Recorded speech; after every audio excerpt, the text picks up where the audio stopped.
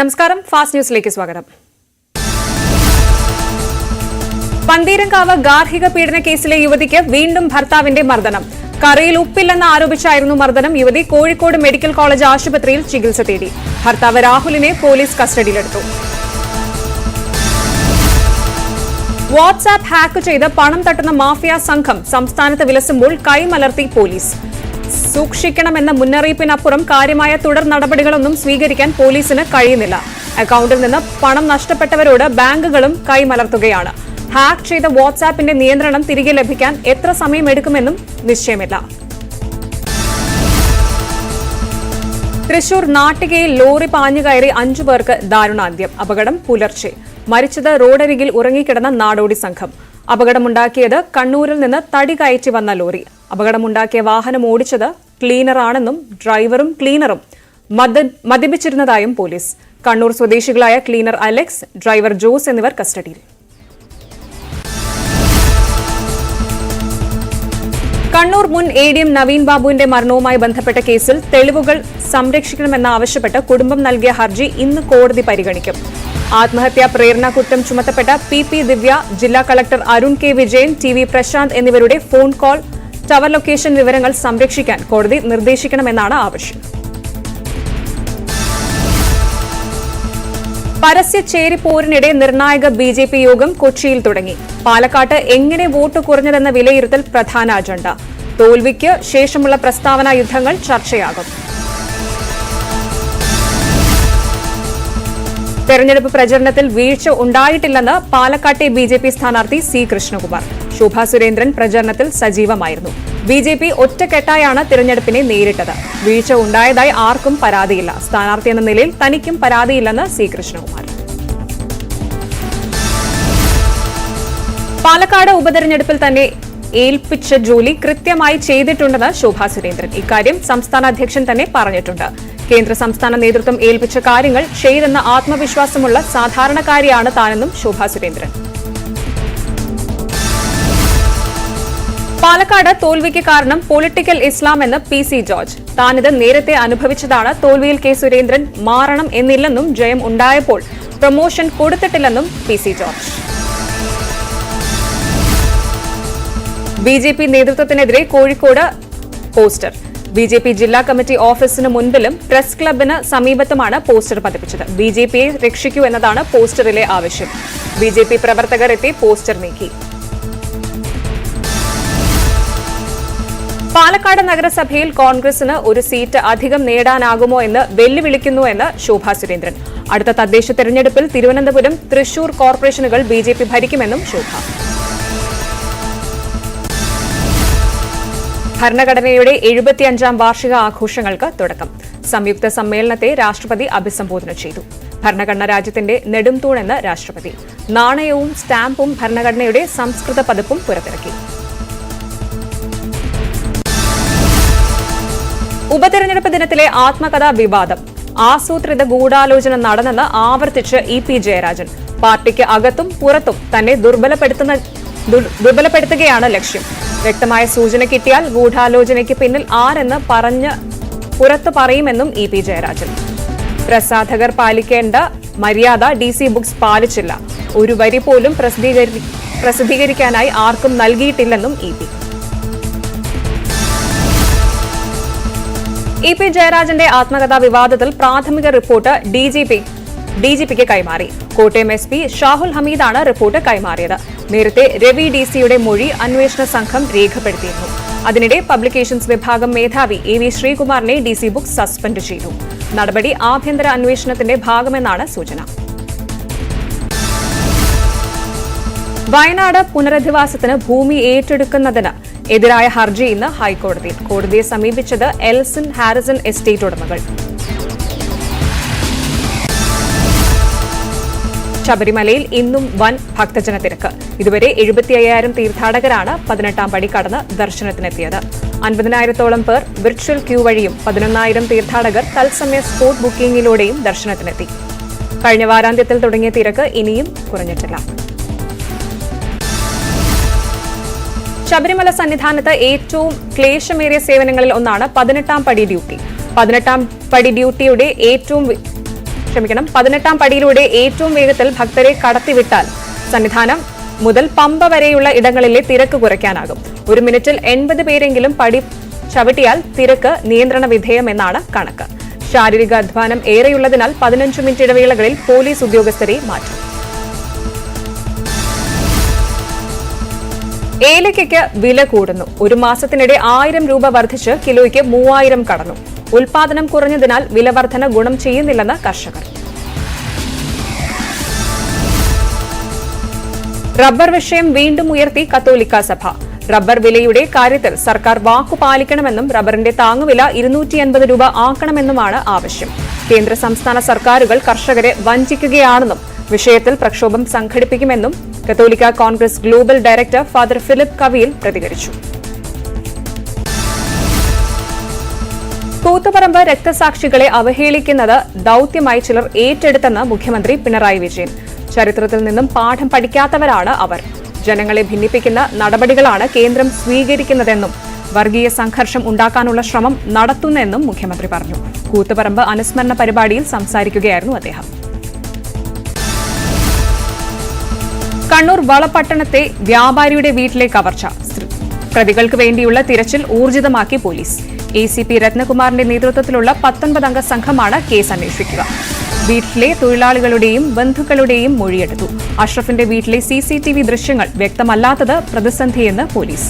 പ്രത്യേകം തുറക്കാനാകുന്ന ലോക്കർ മോഷ്ടാക്കൾ എങ്ങനെ തുറന്നു എന്നതും സംശയം. പ്രാഥമിക പരിശോധനയിൽ പോലീസ് നായ സഞ്ചരിച്ച വഴിയിലെ CCTV ദൃശ്യങ്ങളിൽ നിന്നും ഒന്നും കണ്ടെത്താനായിട്ടില്ല. PV അൻവറിനെതിരെ CPM നേതാവും മുഖ്യമന്ത്രിയുടെ പൊളിറ്റിക്കൽ സെക്രട്ടറിയുമായ P ശശി നൽകിയ ക്രിമിനൽ അപകീർത്തി ഹർജി ഇന്ന് കോടതി പരിഗണിക്കും. തലശ്ശേരി ഫസ്റ്റ് ക്ലാസ് മജിസ്ട്രേറ്റ് കോടതിയാണ് ഹർജി പരിഗണിക്കുന്നത്.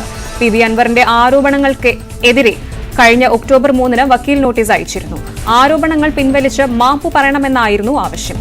നോട്ടീസിന് മറുപടി നൽകാത്ത സാഹചര്യത്തിലാണ് ക്രിമിനൽ കോടതിയെ സമീപിക്കുന്നത്. രോഗികൾക്കും കൂട്ടിരിപ്പുകാർക്കുമായുള്ള സേവനങ്ങൾ വിപുലീകരിച്ച് റീജിയണൽ ക്യാൻസർ സെന്റർ. സൗജന്യമായി ഭക്ഷണവും മരുന്നുകളും ലഭ്യമാക്കുന്ന സൗജന്യ ഡ്രഗ് ബാങ്ക്, ഫുഡ് ബാങ്ക് എന്നിവ പ്രവർത്തനം തുടങ്ങി. പേഷ്യന്റ് വെൽഫെയർ ആൻഡ് സർവീസ് ബ്ലോക്കിലാണ് ഇവ പ്രവർത്തിക്കുന്നത്.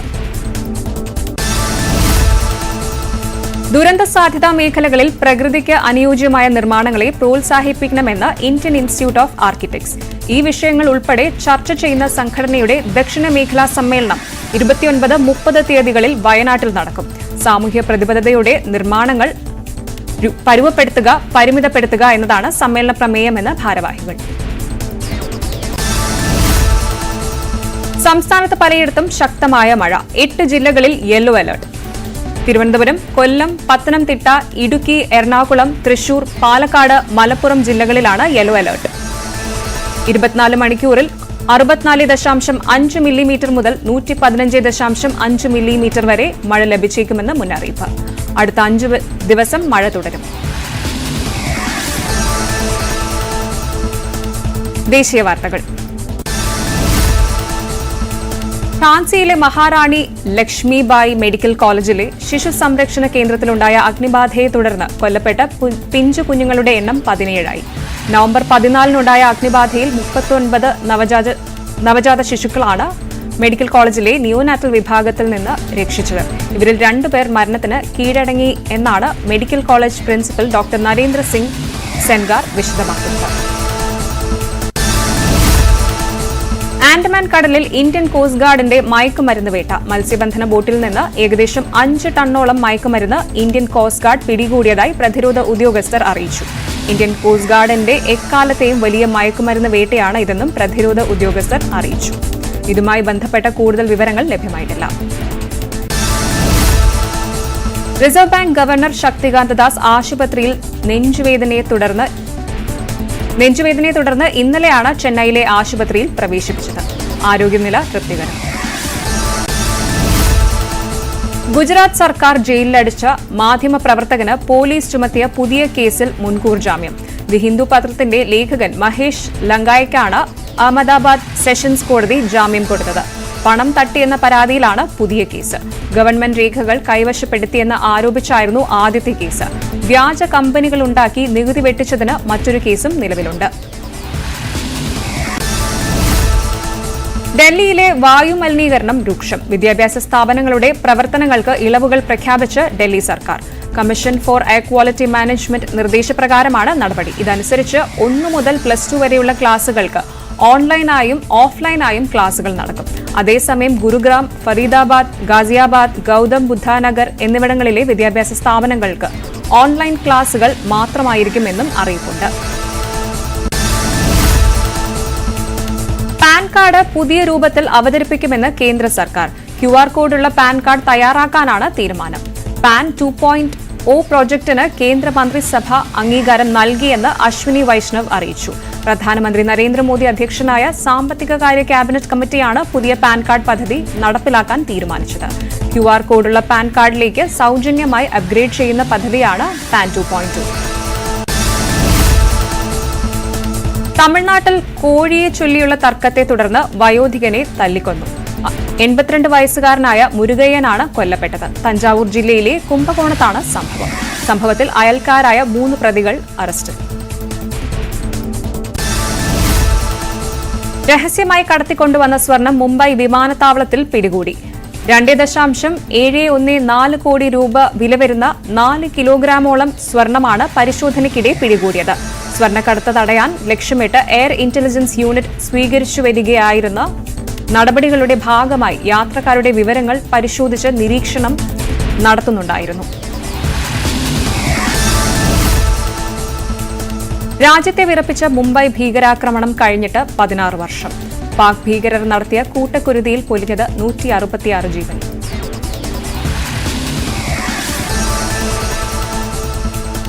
അന്താരാഷ്ട്ര വാർത്തകൾ.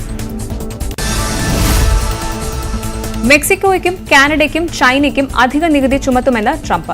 മെക്സിക്കോയിൽ നിന്നും കാനഡയിൽ നിന്നുമുള്ള എല്ലാ സാധനങ്ങൾക്കും 25% അധിക നികുതി, ചൈനീസ് ഉൽപ്പന്നങ്ങൾക്ക് 10% കൂടി നികുതി ഏർപ്പെടുത്തുമെന്നും ട്രംപ്. ലെബനനിൽ വീണ്ടും വ്യോമാക്രമണം നടത്തി ഇസ്രായേൽ. 31 പേർ മരിച്ചതായാണ് റിപ്പോർട്ട്. വെടിനിർത്തൽ ചർച്ചകൾ നടക്കുന്നതിനിടെയാണ് വീണ്ടും ആക്രമണം നടന്നത്. ഹിസ്ബുള്ള കേന്ദ്രങ്ങളെ ലക്ഷ്യമിട്ടാണ് ആക്രമണമെന്ന് ഇസ്രായേൽ പ്രതികരണം. ഇസ്രായേൽ പ്രധാനമന്ത്രി ബെന്യാമിൻ നെതന്യാഹുവിന് വധശിക്ഷ നൽകണമെന്ന് ഇറാൻ പരമോന്നത നേതാവ് ആയത്തുള്ള അലി ഖാംനെയി. അന്താരാഷ്ട്ര ക്രിമിനൽ കോടതി നെതന്യാഹുവിനും ഇസ്രായേൽ മുൻ പ്രതിരോധ മന്ത്രി യോവ് ഗാലന്റിനുമെതിരെ യുദ്ധക്കുറ്റം ചുമത്തി അറസ്റ്റ് വാറന്റ് പുറപ്പെടുവിച്ചതിന് പിന്നാലെയാണ് ഖംനെയുടെ പ്രതികരണം. കുറ്റവാളികളായ നേതാക്കന്മാർക്കെതിരെ അറസ്റ്റ് വാറന്റ് പുറപ്പെടുവിച്ചാൽ പോരെന്നും വധശിക്ഷയ്ക്ക് വിധേയമാക്കണമെന്നുമാണ് ഖംനെയി ആവശ്യപ്പെട്ടത്. ഇസ്രായേൽ പൌരനായ ജൂത പുരോഹിതൻ കൊല്ലപ്പെട്ട സംഭവത്തിൽ ഉസ്ബെക്കിസ്ഥാൻകാരായ 3 യുവാക്കളെ അറസ്റ്റ് ചെയ്തു. സ്വീകൊഗ്നെ കൊന്നത് എന്തിനാണെന്ന് വ്യക്തമല്ല. കഴിഞ്ഞ ആഴ്ച UAE-യിലാണ് ഇയാൾ കൊല്ലപ്പെട്ടത്. അന്വേഷണം തുടരുകയാണെന്ന് UAE ആഭ്യന്തര മന്ത്രാലയം അറിയിച്ചു. ഉറുഗ്വേയുടെ പുതിയ പ്രസിഡന്റായി ഇടതുപക്ഷ നേതാവ് യമണ്ടു ഓസി തെരഞ്ഞെടുക്കപ്പെട്ടു. മധ്യ വലത് ഭരണസഖ്യത്തിന്റെ സ്ഥാനാർത്ഥി അൽവാരോയെയാണ് യമണ്ടു പരാജയപ്പെടുത്തിയത്. 57-കാരനായ ഓസി 2 പ്രാവശ്യം ബ്രോഡ് ഫ്രണ്ട് സഖ്യത്തിന്റെ മേയറായും പ്രവർത്തിച്ചിട്ടുണ്ട്. സ്ത്രീകൾക്കെതിരായ അതിക്രമങ്ങൾക്കെതിരെ പ്രതിഷേധം. ലാറ്റിൻ അമേരിക്കയിലുടനീളം സ്ത്രീകൾ മാർച്ച് നടത്തി. International day for the elimination of violence against women ഭാഗമായാണ് മാർച്ച് നടത്തിയത്. ഗാസയിൽ മോശം കാലാവസ്ഥ തുടരുന്നു. കനത്ത മഴയും കുറഞ്ഞ താപനിലയും താൽക്കാലിക അഭയകേന്ദ്രങ്ങളിൽ കഴിയുന്നവർക്ക് പ്രതിസന്ധി ആവുകയാണ്. 10,000-ഓളം ടെന്റുകൾ വെള്ളപ്പൊക്കത്തിൽ ഒലിച്ചുപോയി.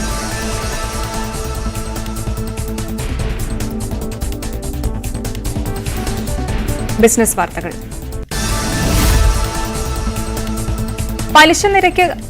പലിശ നിരക്ക് കുറയ്ക്കുന്നത് അല്പം കൂടി നീണ്ടേക്കുമെന്ന് സൂചന നൽകി reserve bank governor Shaktikanta Das.